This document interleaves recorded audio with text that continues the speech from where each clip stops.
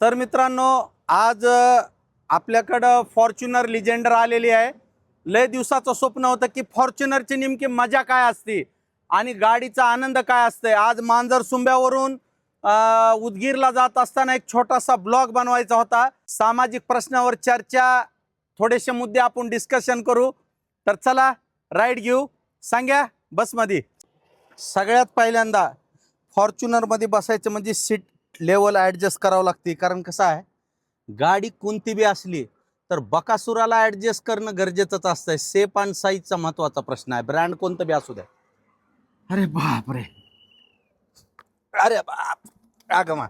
चला एकंदरीत कस तरी बसलो। सगळ्यात पहिल्यांदा मित्रांनो, सीट बेल्टचा वापर करा। कारण का, सीट बेल्ट जर तुम्ही नाही बांधला, यदानं कदाचित तुमच्या गाडीचा जर ऍक्सिडेंट झाला तर इथून जे एअरबॅग ओपन होणार आहेत त्या एअरबॅगची स्पीड असती तासाला 600 ते 400 किलोमीटरच्या दरम्यान। आणि तेवढ्या वेळेत जर तुम्ही सीट बेल्ट नसल, तुम्ही तर त्या बॅगवर आदळायची स्पीड आणि तिची स्पीड मध्ये तुम्ही आदळूनच मारताल। हा, पोलिस वगैरे चलन काढते, तुम्हाला वाटत असेल पैसे काढायलेत, नाही, तुम्हाला अक्कल घडण्यासाठी ते चलनचे पैसे आहेत। मोठेपणा कुठे बी हाणायचं नसतं। हा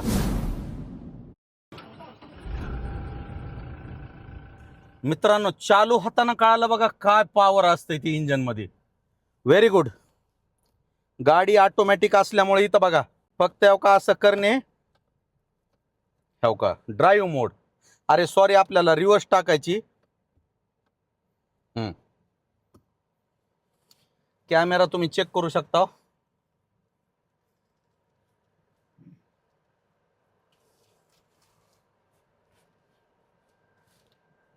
हा जमलं बघा, राईट।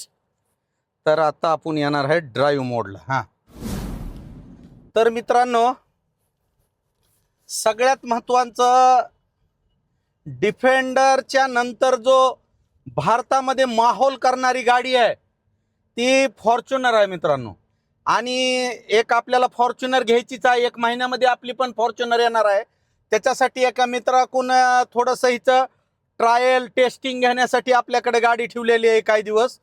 तर तुम्हाला सांगतो, जबरदस्त असा अनुभव येणार आहे गाडीत। तर तुम्हाला सांगतो, बसण्यापेक्षा बाहेरच्या लोकाला जी कहर आहे तर ती कहरच वेगळा आहे। तुम्हाला सांगतो, जाळ आहे, जाळ, भावकाल म्हणतात का नाही, तसला भावकाल आहे। तुम्हाला सांगतो, फॉर्च्युनर मधून कसला बी खेकडा बाहेर उतरू द्या, साला त्याचं वजनच राहतंय। काय बात आहे की काय नाही की। आणि आपण तर आधीच ब्रँड आहेत, बकासूर म्हणजे जोक आहे का? गाडी बी बकासूरवाली पाहिजे। भरपूर लोकांनी मला सांगितलं, चला ठीक आहे, हिचे 2-4 दिवस किंवा 8 दिवस ट्रायल होणार आहेत, त्याच्यानंतर आपला बी काळा हत्ती येणार, येणार म्हणजे येणार, विषयच नाही। तर चला यू टर्न घेऊ। यू टर्नला बघू हिला किती जागा लागते ती।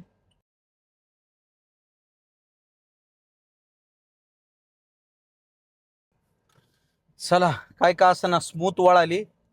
तर मित्रांनो, सगळ्यात महत्वाचं बघा, सीट बेल्ट बांधणं गरजेचं आहे। रस्त्याचे नियम पाळा, अपघात टाळा, हे तुम्ही कुठंतरी पाठीवर वाचलंच असेल। प्रत्येकाने रस्त्याचे नियम पाळणं गरजेचं आहे बघा।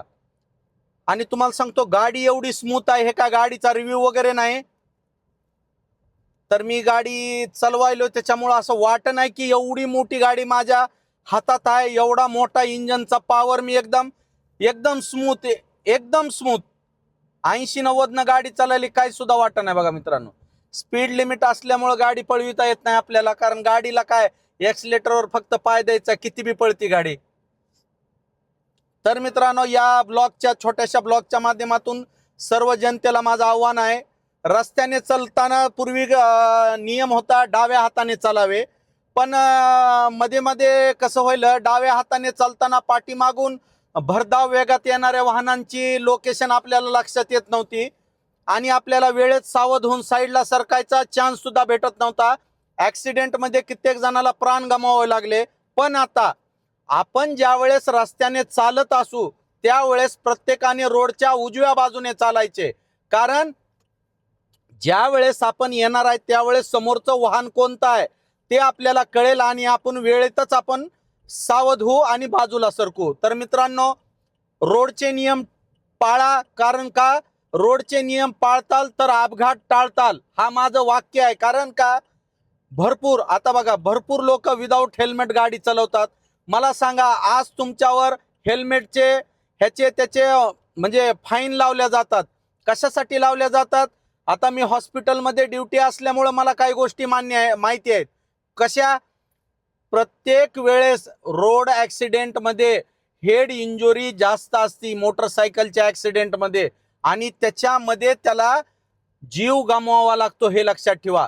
मग मित्रांनो, मला काय म्हणायचंय, जर आपला प्राण वाचत असेल तर 1500 रुपयाचं हेल्मेट डोक्यात घालायला काय अडचण आहे? पण त्याच्या आधी हा विचार तुमचा डोक्यात जाणं गरजेचं आहे, तेव्हा तुम्ही डोक्यात हेल्मेट घालताल, हे लक्षात ठेवा. आजच्या व्हिडिओचा उद्देशच ही आहे की रस्त्याचे नियम तुम्ही पाळा. आता बघा, हे टिप्परवाला वळायलाय पण साला इंडिकेटर दिनाय, हाय का नाही घातक? असंच प्रत्येक जण. आता बघा, हा मोटरसायकलवाला इंडिकेटर दिलं का नाही? कारवाला बघा, इंडिकेटर दिलं का नाही? कोणीच इंडिकेटर देणार नाही, कोणीच रस्त्याचे नियम पाळणार.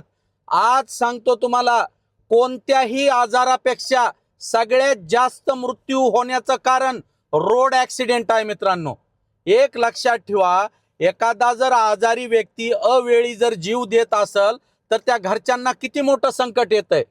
पण जेव्हा तुम्ही रोडवर चालता, तुमचा जीव एवढा महत्वाचा असताना सुद्धा तुम्ही रोडचे नियम पाळत नाहीत आणि भरधाव वेगात गाड्या चालवायचा प्रयत्न करता, स्टंटबाजी करता आणि स्वतःचा तर जीव धोक्यात घालताच, पण रोडवर जे नियमाने चालणारे लोक आहेत त्यांचा सुद्धा तुम्ही जीव धोक्यात घालायलात मित्रांनो. तर आता काही लोक म्हणतील, आम्हाला ज्ञान पाजळू नको, आम्ही बकळ हुशार आहेत.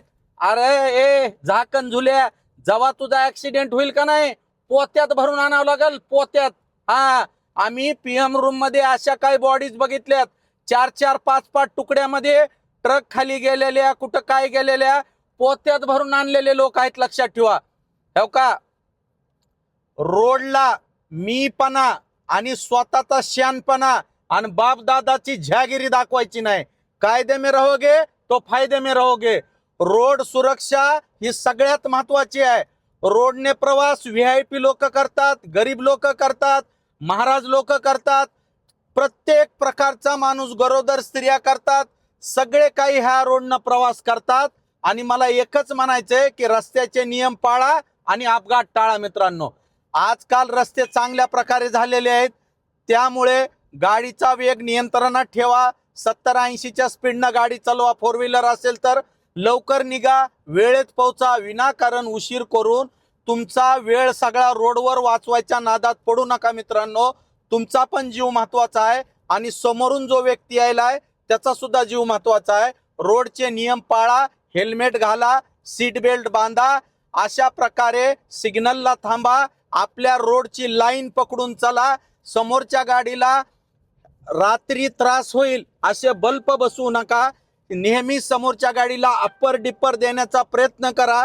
सिग्नलला राईट लेफ्टचे सिग्नल वापरा. गाडी थांबली असेल तर पार्किंगचे बटन दाबून गाडी प्रॉपर पार्क करा, जेणेकरून लोकांना त्रास होणार नाही. अहो मित्रांनो, एकच जीवन आहे, ते बी अमूल्य आहे, ते तर इज्जतीनं जगा. तुमचा माज, तुमची ढेक आणि तुमची जहागीरदारी रोडवर करू नका. कायदे में रहोगे तो फायदे में रहोगे म्हणल्यासारखं काम आहे. आता बघा, ती पुढी गाडी गेली, त्यानं लेफ्ट साईडचा इंडिकेटर मारून रोडवर आणाय पाहिजे होती गाडी.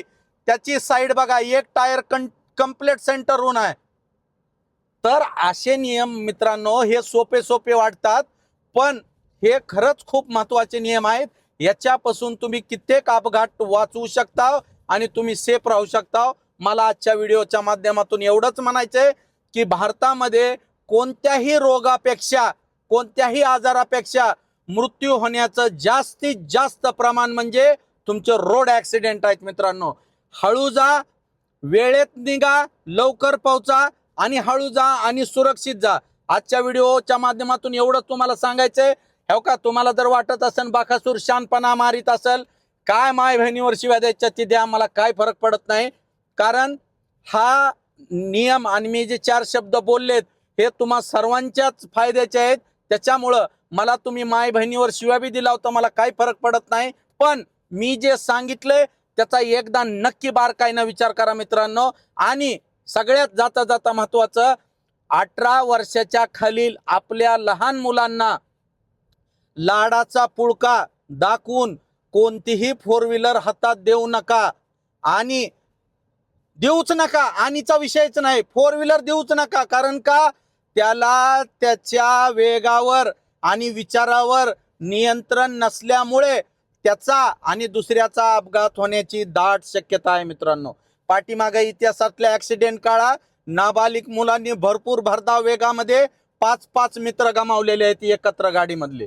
त्यासाठी सगळ्यात महत्वाचं, ऍक्सिडेंट टाळायचे असतील तर तुम्हाला गाडी सावकाश आणि नियमातच चालावं लागेल. लक्षात आलं? तुम्ही सुरक्षित, तुमचा परिवार सुरक्षित. तर सर्वांना रोड सुरक्षा करण्याबद्दल मी जे 4 शब्द सांगितले तेवढे ध्यान देऊन ऐका मित्रांनो, आणि नियम पाळा. बस एवढंच म्हणायचंय. चॅनल आवडलं सबस्क्राईब करा, लाईक करा, शेअर करा, फॉलो करा. आणि हसविण्यापेक्षा मला हा मुद्दा महत्वाचा वाटला म्हणून हा तुमच्या समोर मांडला. बाकी ह्याच्यात काय नाही. आणि लोक स्वतःचं ज्ञान पाजळत बसू नका. कायद्यात राहा, फायद्यात राहा. चाल, धन्यवाद.